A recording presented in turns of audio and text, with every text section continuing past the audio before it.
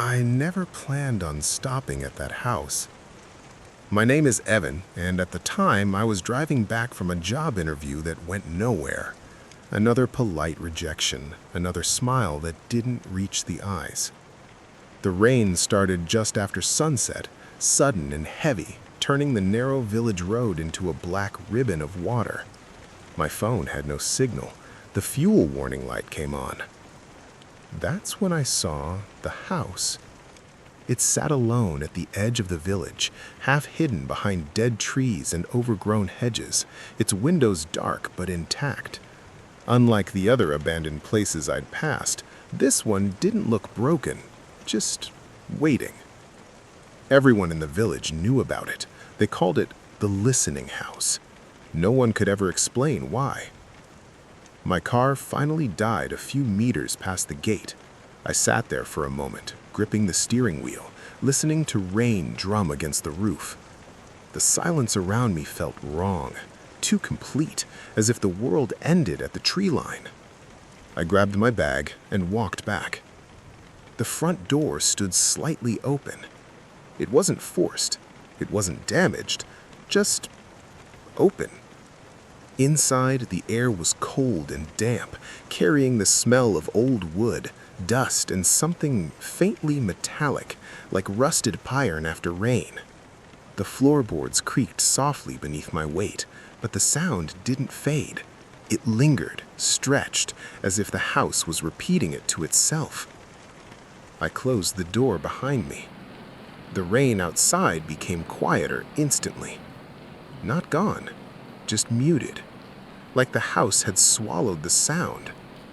I told myself it was thick walls. Old buildings do that. I chose the living room. A couch sat perfectly centered, fabric faded but clean. A coffee table stood in front of it with a thin layer of dust untouched by footprints. Everything looked arranged deliberately, like a stage set waiting for actors who never arrived. I sat down. The couch sighed beneath me. And then, a knock. Not from the door, from the wall behind my head. I stood up so fast, the couch rocked backward. "Hello?" I called out, forcing confidence into my voice. No answer, just rain. And then another sound, soft creaking from upstairs. I took a step forward. The floor creaked again, but this time it didn't come from under my feet. It came from above me.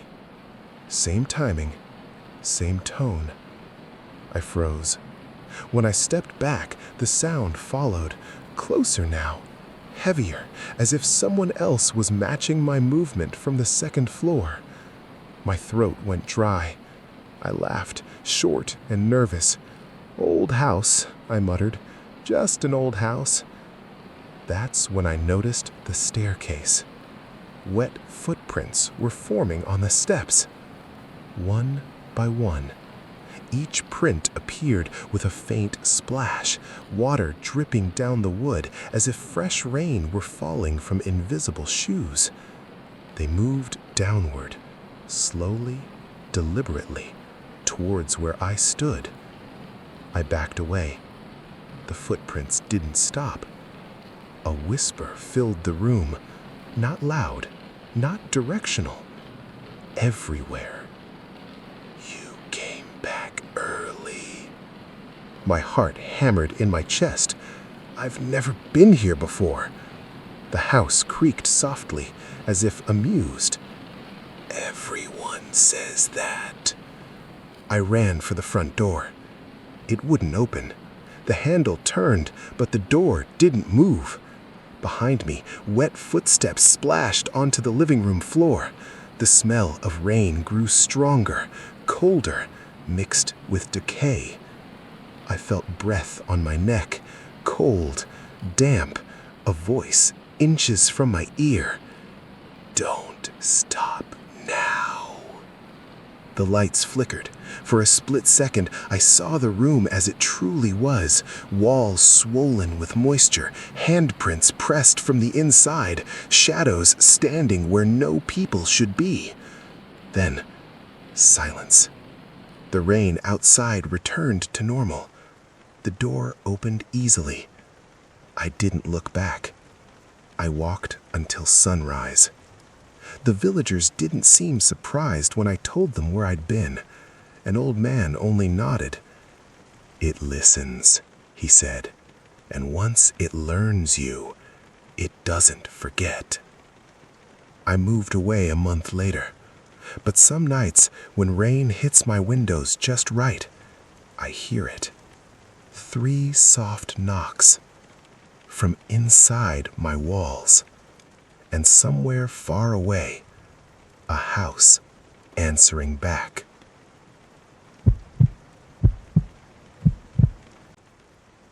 I had missed every other train that evening. My name is James, and I was returning from a conference in the city. Exhausted, my umbrella broken, my bag heavy with papers I barely cared about. The storm had started early. The rain falling in sharp sheets, bouncing off the pavements and pooling in the streets. I arrived at the small, near-empty station an hour before the last train was supposed to depart. Or so I thought. The station was older than I remembered from childhood trips. A crumbling roof sagging in places, metal benches slick with rain, and flickering lamps that cast long shadows across the wet concrete. My shoes squelched with each step, echoing against the high ceiling. Every taxi in town had gone. The few waiting passengers had scattered, and the sound of my own breathing felt unusually loud. I glanced at the platform sign. Platform 6. It was outdated, the paint peeling. A faint chill ran down my spine. Then, without warning, the train arrived. Not a screech, not a whistle, not even a rumble, just an ancient metal carriage that slid silently onto the tracks, water streaming down its dark windows. Its presence felt deliberate, almost predatory. The doors slid open with a hiss. There was no conductor, no ticket inspector. Only seats lined with strangers, pale and silent, staring straight ahead, unmoving. The air inside smelled damp and musty, with a faint tinge of something old, like forgotten basements and moldy fabric. Hesitant, I stepped inside. The doors closed behind me with a soft click, and the train began to move. Outside, the rain hit the carriage windows, but the world beyond didn't look familiar. Streetlights and buildings flickered like reflections in water, and everything seemed tilted, off balance. I tried to speak to a man across the aisle, but his eyes were hollow, glassy, unseeing. Everyone was silent, yet I felt them watching me in a way that was impossible. I checked the route map mounted above the seats. No stations were listed. Instead, one word blinked faintly in red. Returning. My stomach twisted. Returning where? I whispered to no one. A woman in the seat ahead turned her head slowly toward me, her face pale, wet strands of hair clinging to her cheeks. "This is the way we went," she said softly, "not the way back." The lights flickered.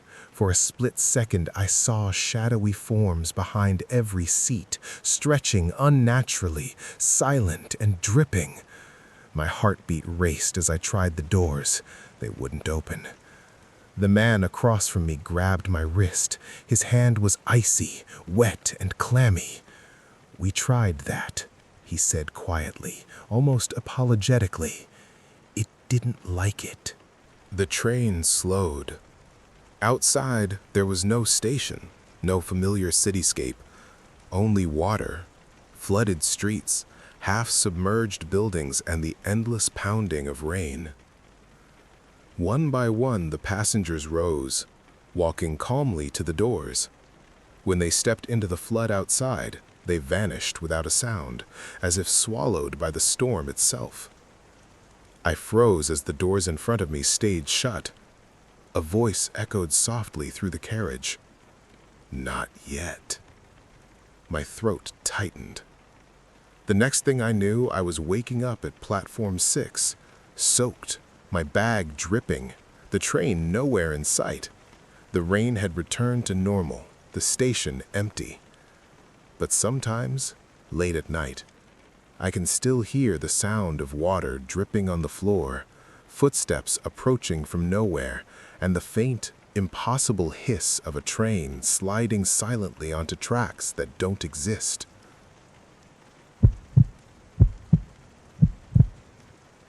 I checked into the hotel because it was cheap and close to the highway, the kind of place people stay when they don't plan on remembering the night.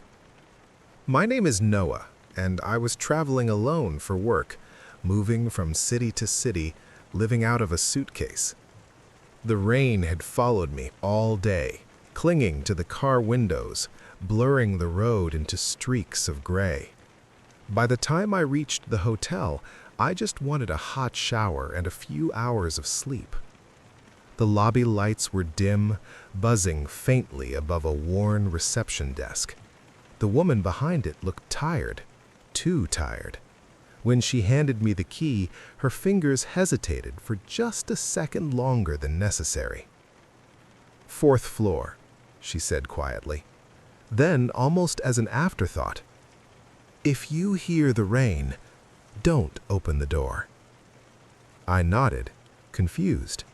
It was already raining outside. The elevator didn't go to the 4th floor. I had to take the stairs. With each step, the air grew colder, heavier, and the smell of damp carpet thickened. The hallway lights on the 4th floor flickered, and the corridor seemed longer than it should have been. Room 403 skipped to 405. Room 404 sat between them. The door opened easily. Inside, the room looked normal, too normal. A neatly made bed, a desk with an unplugged lamp, curtains drawn tight over the windows. Everything was dry, clean, quiet, but the air smelled unmistakably of rain.